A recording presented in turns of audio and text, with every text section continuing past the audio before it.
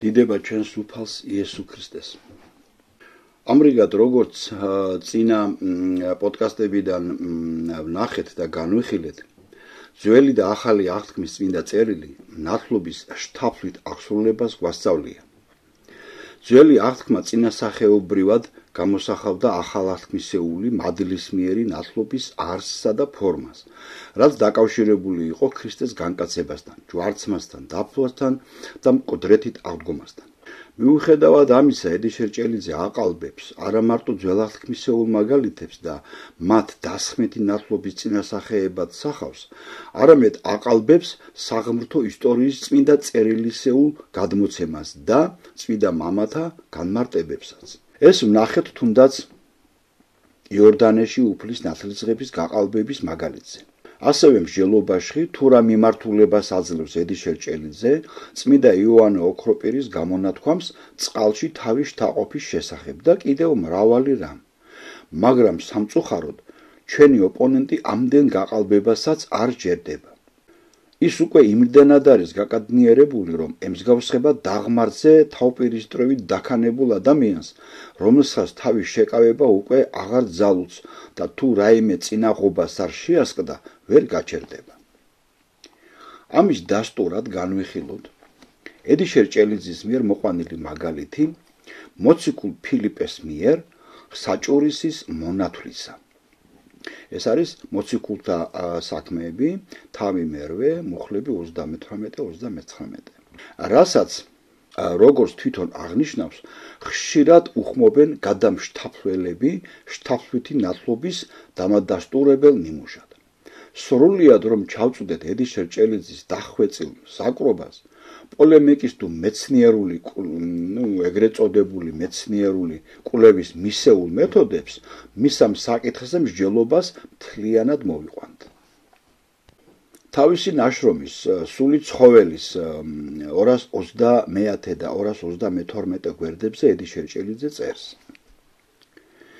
მიუხედავად იმისა, რომ წმინდა იოანე ოქროპირის თქმისებრ ცილობისა და ყალბი დაპირისპირებების ოდნავი საბაბიც კი არ უნდა მიეცეს, ავ მოდარაჯეს, რათა არანაირად არ მოხდეს მზაყვართა მხრიდან რაიმე ხერხით არაარსებითზე ყურადღების გადატანა და არსებითის კვლავ მიჩქმალვა. სწორედ ამიტომ შეგნებულად ვარიდებ თავს თუნდაც ახალი აღთქმის ცალკეული ნათლისღებითი უწყებების განხილვას, თუმცა ამ მხრივ ყოველივე ცხადია. მაინც არ შეგვიძლია, რომ დინარესთან ან წყაროსთან აღსრულებული ნათლისღების განხილვისას არ შევეხოთ ჯერ ბაპტისტებისგან, შემდეგ კი თანამედროვე გადაშთაფლულებისგან ყოველწამს თუთიყუშივით განმეორებულ არგუმენტს, სრული ჩაძირვის, ვითომც და აბსოლუტური გარდაუვალობის დასამტკიცებლად, დაკავშირებულს ფილიპე მოციქულის მიერ საჭურისის მონათვლასთან. ეს არის ედიშერჭელიძის ხსენებული ნაშრომის 220 გვერდი. აქ მცირედით შევჩერდებით და აღვნიშნათ, რომ ედიშერჭელიძე სანამ დაიწყებდა ეს მსჯელობას უშუალოდ საჭურისის ნათლობაზე, მისთვის ჩვეული სოფისტური და დემაგოგიური მეთოდოლოგიით ჯერ მკითხველის დამუშავებას იწყებს, ანუ ლანძღავს ოპონენტებს და უწოდებს მათ მზაყვართ, რომლებიც სრული ჩაძირვის, ვითომც და გარდაუვალობის დასამტკიცებლად თუთიყუშებივით იმეორებენ არგუმენტს. ფსიქოლოგიური ზემოქმედების ასეთი ფორმები პოლემიკაში გათვლილია იმისთვის, რომ მკითხველმა თუ არ უნდა თვითონაც შეუგნებელ, მზაყვარ და თუთიყუშივით ერთი და იმავე აზრის გამტარებელ პირად შეირაცხოს, უნდა უსმინოს არა ძველმართლმადიდებელ ქრისტიანთ, არამედ თვით ედიშერჭელიძეს. მაშინ ის ჩაითვლება განათლებულ, ნასწავლ და გონიერ ადამიანად, მაგრამ არის კი სწორი ის, რასაც ედიშერჭელიძე ამტკიცებს. მოდი ვნახოთ. თავიდანვე გთხოვთ დააკვირდეთ. ედიშერჭელიძე დასცინის შთაფლვითი ნათლობის მომხრეთა არგუმენტაციას და ამის მისანიშნებლად ეს სიტყვა მას წინ წლებში შეაუსვამს. რითაც გარკვეული ქვეტექსტის შემთხვევაში ტერმინი იძენს კნინობით მნიშვნელობას. ედიშერჭელიძე წერს: არ შეგვიძლია, რომ დინარესთან ან წყაროსთან აღსრულებული ნათლისღების განხილვისას არ შევეხოთ ჯერ ბაპტისტებისგან, შემდეგ კი თანამედროვე გადაშთაფლულებისგან ყოველ წამს თუთიყუშივით განმეორებულ არგუმენტს. სრული ჩაძირვის ვითომს და აბსოლუტური გარდაუვალობის დასამტკიცებლად დაკავშირებულს ფილიპე მოციქულის მიერ საჭურისის მონათვლასთან. რომელია ეს არგუმენტი, რომელიც ედიშერ ჭელიძეს ასე სასაცილოდ მიუჩნევია? მოდი მივყვეთ ჩვენი ოპონენტის მსჯელობას. ედიშერ ჭელიძე განაგზობს. უპირველესად დავიმოწმებთ ამ მოვლენის ამსახველი ტექსტის ძველ ქართულ თარგმანს.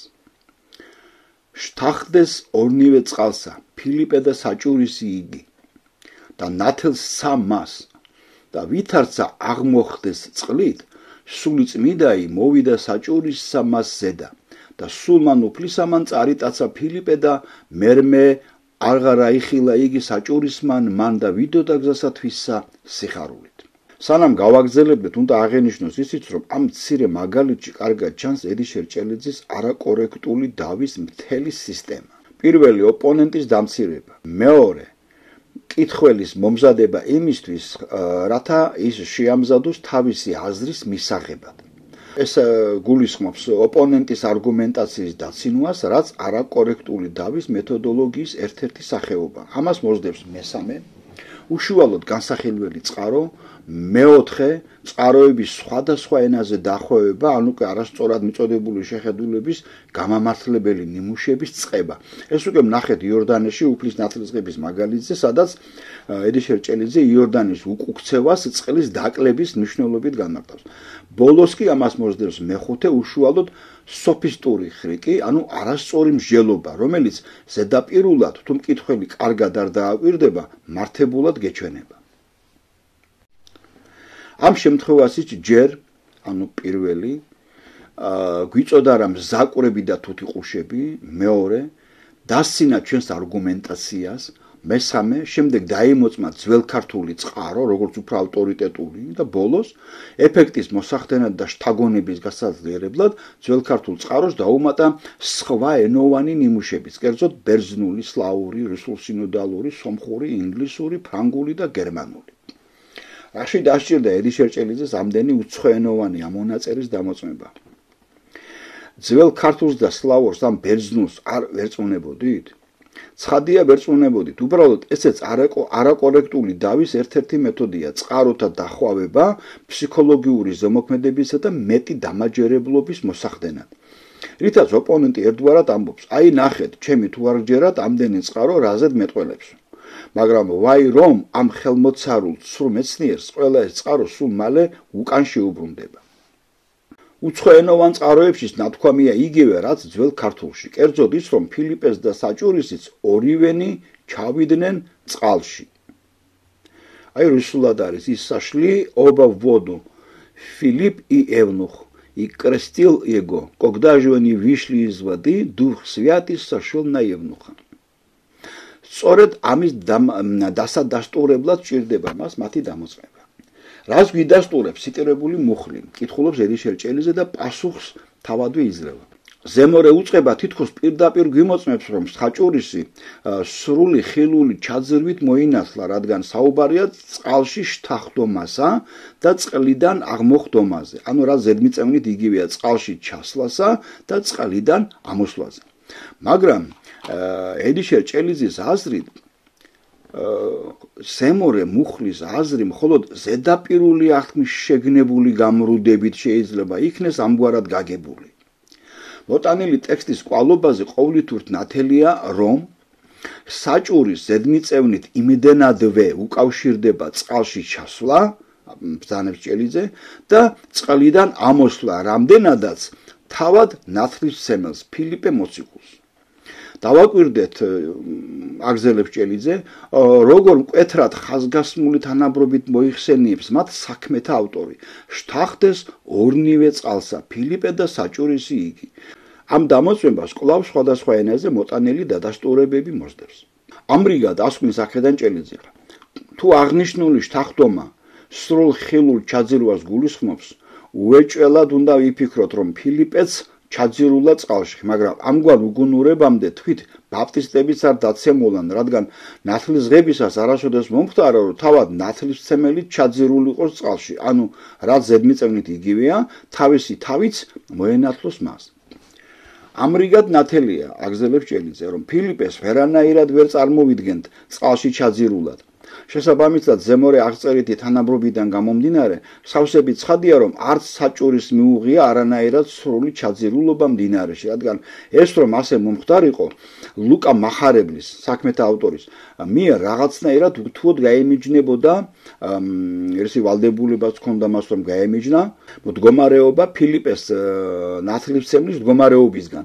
თუმცა არათუ დამოწმებულ შემთხვევაში, არამედ მეორე გზისაც ზემორე მდგომარეობითი თანაბრობა აბსოლუტურად დაცულია, რადგან სრულიად იგივეობრივად არის ორივესადმი ნათქვამი მრავლობით რიცხვში აღმოხდეს წყლით. სკოლიოში ედიშერ ჭელიძე აკეთებს ასე შენიშვნას. საზოგადოდ აღნიშნავთ, რომ გამოთქმები წყალში ჩასვლა, მდინარეში ჩასვლა არასოდეს ნიშნავდა და ცხადია არც დღეს ნიშნავს აუცილებლად წყლით სრულ დაფარვას. ვინაიდან თუნდაც რომ მხოლოდ მუხლებამდე შევიდეს ვინმე წყალში და უმრავლეს შემთხვევაში ასეა, ესეც სავსებით ბუნებრივად ითქმის წყალში მდინარეში ჩასვლას. ამრიგად წერს ედიშერ ჭელიძე, მიუხედავად გადაშთაფლულთა უდიდესი მოწადინეობისა, არც საჭურისი მონათლულა სრული ხილული ჩაძირვით. გვერდი ახსენებული ნაშრომის გვერდი 222. ფილიპეს მიერ საჭურისი შთაფლითად ნათლობის უარყოფის მთელი ამ კომიკური არგუმენტაციიდან აუცილებელია გამოვყოთ რამდენიმე მომენტი. პირველი, რას ეფუძნება ჩვენი ბაპტისტთა არგუმენტაცია, ჩვენ არ გვეხება და ამ შემთხვევაში არ გვაინტერესებს, შეხედულება, როდესაც ვამბობთ, რომ ფილიპემ საჭურისი შთაფლითად მონათლა. მეორე, შეიძლება თუ არა ფილიპეს მიერ საჭურისი შთაფლითად მონათლის უარყოფად იმ არგუმენტის გამოყენება, რომ ისინი ორივენი ერთად შთახდნენ წყალში. მესამე, რას ბრძანებენ ფილიპეს მიერ საჭურისის ნათლობაზე ძველი და თანამედროვე ღვთისმეტყველები. დავიწყოთ იქიდან, რომ ედიშერ ჭელიძე წმინდა წერილის ამ ადგილას შთაფლითი ნათლობის უარსაყოფად იყენებს აქცენტირების გადატანის მეთოდს.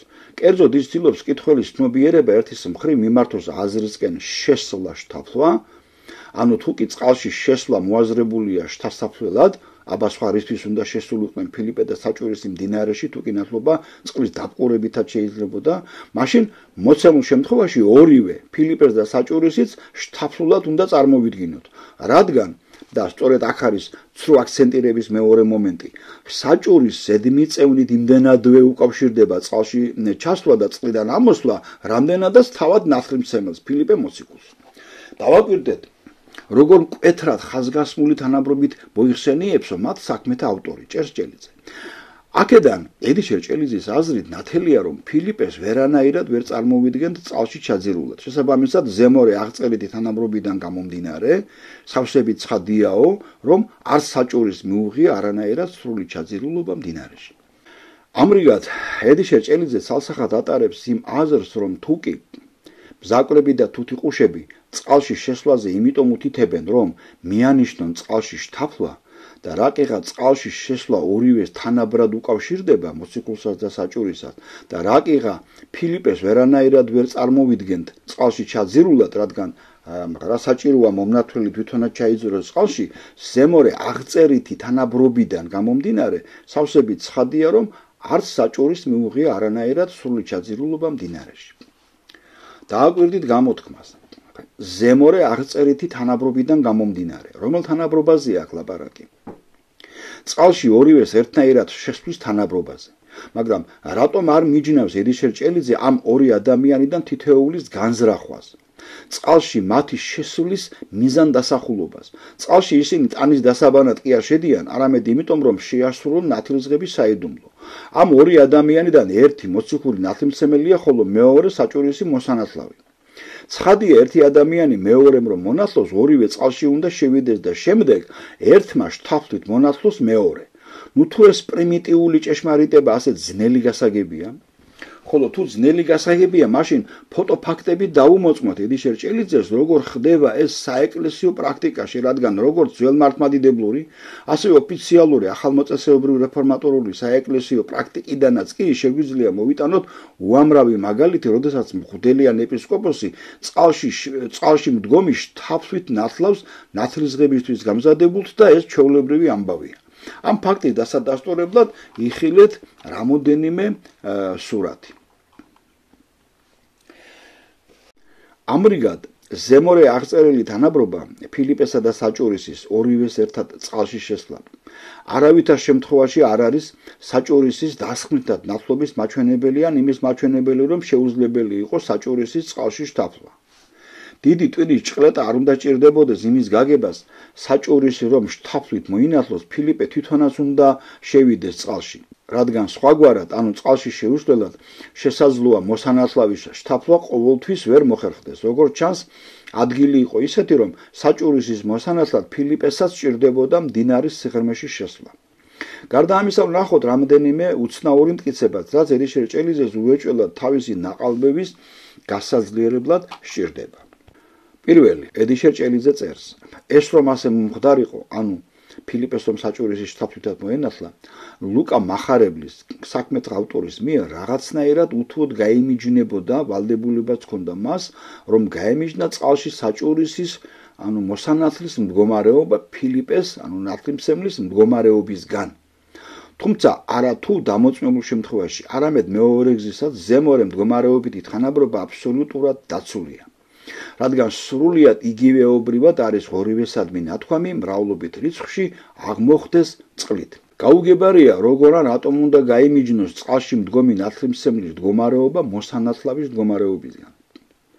ცხადია, ედიშერ ჭელიძე ცდილობს აქცენტი გადაიტანოს იმაზე, რომ წყალში შესვლის მიზანდასახულობა კი არა აშკარავებს შთაფლითი ნათლობის მიღებას, არამედ თვით შესვლის ფაქტი. ანუ წყალში შესვლა აუცილებლად არნიშნავს თო შთაფლას. მეორე, ამაზე უკვე აშკარად მიანიშნებს იქვე სკოლიოში მოცემული ჭელიძის მტკიცება. საზოგადოდ წერს ედიშერ ჭელიძე, აღნიშნავთ, რომ გამოთქმები წყალში ჩასვლა, მდინარეში ჩასვლა არასოდეს ნიშნავდა და ცხადია არც დღეს ნიშნავს აუცილებლად წყლით სრულ დაფარვას. ვინაიდან თუნდაც რომ მხოლოდ მუხლებამდე შევიდეს ვინმე წყალში და უმრავლეს შემთხვევაში ასეა, ეცეს სავსებით ბუნებრივად ითქმის წყალში მდინარეში ჩასვლა. აქ ედიშერ ჭელიძე მიმართავს იმ მეთოდს, რასაც ის ტერმინ ბაპტიზმას განმარტებისას იყენებს. ამის შესახებ თავის ადგილას ვისაუბრებთ. რა თქმა უნდა, მარტოოდენ წყალში შესვლა, თუნდაც კისრამდე, ჯერ კიდევ არ ნიშნავს შთაფლას. ჩვენ არსად ვითქვამს, რომ შთაფლა არის წყალში შესვლა, მაგრამ ეს კი ცხადია, რომ შთაიფლა, წყალში შესვლა აუცილებელია.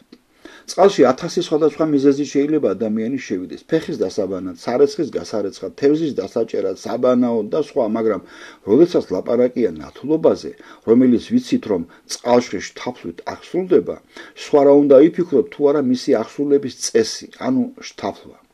რატომ უნდა გადავიტანოთ აქცენტირება ისეთ მოქმედებებზე, რომლებსაც სხვა დანიშნულება გააჩნიათ და არანაირად არ არიან დაკავშირებული ნათლისღების საიდუმლოსთან. მესამე, თუ აღნიშნული შთახტომმა, ანუ შესვლა, წერს ედიშერ ჭელიძე, სრულ ხილულ ჩაძირვას გულისხმობს, უეჭველად უნდა ვიფიქროთ, რომ ფილიპეც ჩაძირულა წყალში, მაგრამ ამგვარ უგუნურებამდე თვით ბაპტისტებიც არ დაცემულან, რადგან ნათლისღებისას არასოდეს მომხდარა, რომ თავად ნათლისმცემელიც ჩაძირულიყოს წყალში, ანუ რა ზედმიწევნით იგივეა, თავისი თავიც მოენათლოს მას.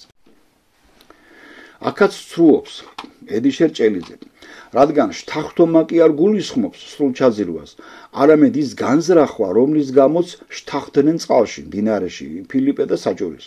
შთაფლის მომენტი წყალში შესვლას კი არ უნდა დაუკავშიროთ, არც უკავშირებთ, არამედ წყალში შესვლის მიზანს, ანუ რისთვის უნდა შესულიყვნენ მდინარის სიღრმეში ფილიპე და საჭურისი, თუ არა იმისთვის, რომ მოციქულს შეძლებოდა საჭურისში შთაფლითად ნათლისღება.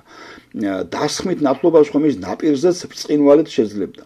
ამიტომაც ფილიპესა და საჭურისის მაგალითიდან ის აზრი კი არ გამომდინარეობს, თითქოს და საჭურის არ მიუღია სრული ჩაძირულობა მდინარეში, არამედ ის, რომ საჭურის არ მიუღია დასხმითი ნათლობა. აი რისი მაჩვენებელია წყალში შესვლა და იქიდან გამოსვლა. გარდა ამისა, თუ ისე მოხდა, რომ წყალში შესულმა ნათლიმსემელმა მექანიკურად, მაგალითად მდინარის სიღრმეში პატარა ბავშვის ნათლობის დროს, ან სხვა მიზეზით თვითონაც ჩაყო თავი წყალში, ის საკუთარი თავის მომნათვლელად ვერანაირად ვერ ჩაითვლება, როგორც ამტკიცებს ამას ედიშერ ჭელიძე, რადგან ნათლობა მარტო წყალში შთაფლა კი არა, ამავდროულად მოსანათლავზე წმინდა სამების სახელის მოწოდებაა. ინათლება არა ის, ვინც უბრალოდ იძირება წყალში, არამედ ის, ვინც იძირება ნათლისღებისთვის და ვის მიმართაც წარმოითქმის ფორმულა ინათლება მონახვთისა სახელითა მამისათა და შთაიფლის პირველად და ძისათა შთაიფლის მეორედ და სულისა წმინდისათა შთაიფლის მესამედ. ასე რომ ედიშერ ჭელიძის მტკიცება თითქოს და თავად ნათლისმცემელის ჩაძირული იყოს წყალში, ანუ რა ზედმიწევნით იგივეა, თავისი თავის მოენათლოს მას სრული აბსურდია. ასეც რომ მოხდეს წყალში ჩაძირულ ნათლისმცემელს ეს საკუთარი თავის ნათლობად არ ჩაეთვლება. ედიშერ ჭელიძე თავის ორივე ანტიძველმართლმადიდებლურ ნაშრომებში ეკლესიას ძალაუფლისა და სული ცხოველი თავ გადადებული არწმუნებს კითხოს, რომ ნათლობის საიდუმლოში მთავარია წარმოითქვას ფორმულა ინათლება მონახვთისა სახელითა მამისათა და ძისათა და სულისა წმინდისათა. და როგორ შესრულდება იგი, შთაფლით თუ დასხვით მნიშვნელობა არ აქვს. აქ კი პირიქით წყალში უნებლიე და მექანიკურად შთაფლულ ნათლისმცემელს თვით ნათლულად აცხადებს, მიუხედავად იმისა, რომ მასზე არანაირი სანათლავი ფორმულა არ წარმოთქმულა, ხოლო ის, რომ თვით ნათლისმცემელი სხვა ადამიანზე წარმოთქმავს მას და შთაფლავს, არ ნიშნავს იმას, რომ იგივე ფორმულა მასზეც მოქმედებს. ამგვარი სისულელე ჩვენ ჯერ არავისგან გსმენია. ასე რომ იყოს მაშინ ედიშერ ჭელიძის მოწონებულ დასხვით ნათლობაში, სადაც არავინ არსად არ შთაიფლება და სამების სახელით ვინმე დასხმითად ინათლება და შეიძლება წყლის მიპყურების დროს ფუნჯიდან წყალი ნათლისმცემელსაც აქ იმ მდგომ გარეშე პირსაც მიესხას, დამსხმელიც ნათლისმცემელის და ნათელღებულის ერთდროულად მონათლულა. მეტიც მღვდელი ჩაბარდნილა უმძიმე ცოდვაში, რადგან ყოველი ამგვარი ნათლობა მასაც საკუთარი თავის ნათლობად ჩაეთვლება. მით უმეტეს არც მოსანათლავი და არც ნათლისმცემელი მღვდელი არ იფლობიან წყალში, რადგან მშრალზე ერთსა და იმავე პირობებში იმყოფებიან გაუმიჯნავად. მოკლედ, როდის გადასულა მოსანათლავზე წარმოსათქმელი ან წარმორთქმული ფორმულა ნათლისმცემელზე? არასოდეს. ამგვარი ფაქტები ეკლესიის ისტორიაში უცნობია. რადგან ედიშერ ჭელიძის მიმდევრები და თვით ედიშერ ჭელიძე მათი სიჯიუტიდან გამომდინარე არაფრით შეურიგდებიან ჩვენს ამგვარ დასკვნას ფილიპესა და საჭურისის ნათლობაზე, ჩვენი ნათქვამი სხვა მხრივაც განვამტკიცოთ. ნახოთ, მხოლოდ ჩვენ გვაქვს ასეთი შეხედულება თუ სხვებსაც. უპირველეს ყოვლისა მიმართავთ მოსკოვის სასულიერო აკადემიის ცნობილი და ჩვენ მიერ უკვე ნახსენები პროფესორის ალექსანდრე ალმაზოვის ნაშრომს ისტორია ჩინოპესლედოვანი კრშენია и მიროპომაზანია. სადაც პროფესორი ალმაზოვი აღნიშნავს ძველ აღთქმაში როგორც ბაპტო, ასევე ბაპტიძო გახლავთ ებრაული ზმნების თარგმანი, რომლებიც ლათინურ ტინგო იმერგო სტუბმერგოსთან ერთად გამოხატავენ რამეში შთაფლის ცნებას. ებრაულ ზნათა ეს მნიშვნელობა დაცულია სლავურ თარგმანშიც, როდესაც მაგალითად ნათქვამია ისნიდე ნეემან იპოგრუზისა ვოიორდანე ტრიჟდი.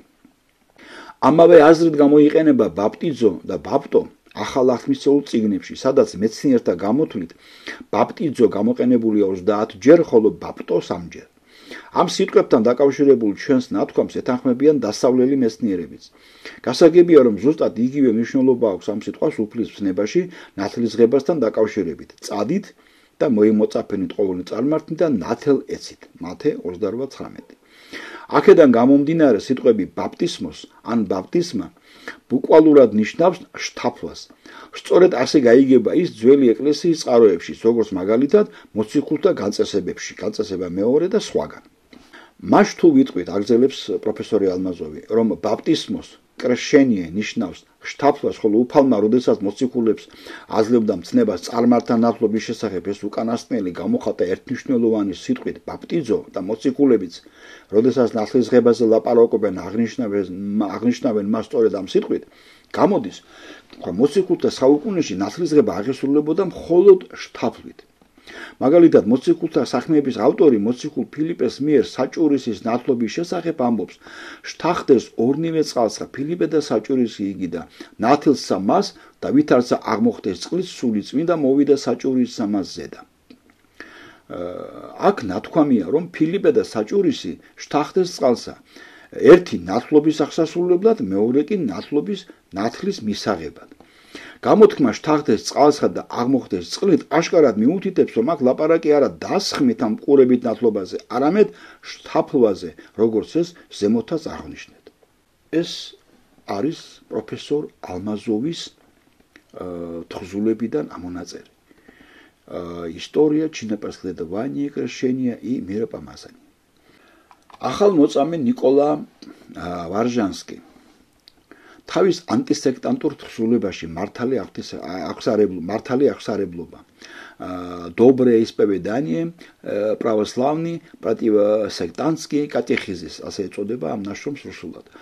ჩამოთვლის ნათლისღებისთვის საჭირო ელემენტებს და წერს. მეოთხეც ნათლისღებისთვის საჭიროა მორწმუნის შთაფლა ნათლისღების წყლებში. როდესაც მოციქულმა ფილიპემ მონათლა საჭურისი, ორივენი ჩავიდნენ წყალში, ფილიპეს და საჭურისის და მონათლა იგი. სრულიად აშკარაა, რომ ნათლისღების შთაფლით და აღსრულების დასტურად მოწამე ნიკოლოზ ვარჟანსკის ფილიპესა და საჭურისის მაგალითი მოყავს.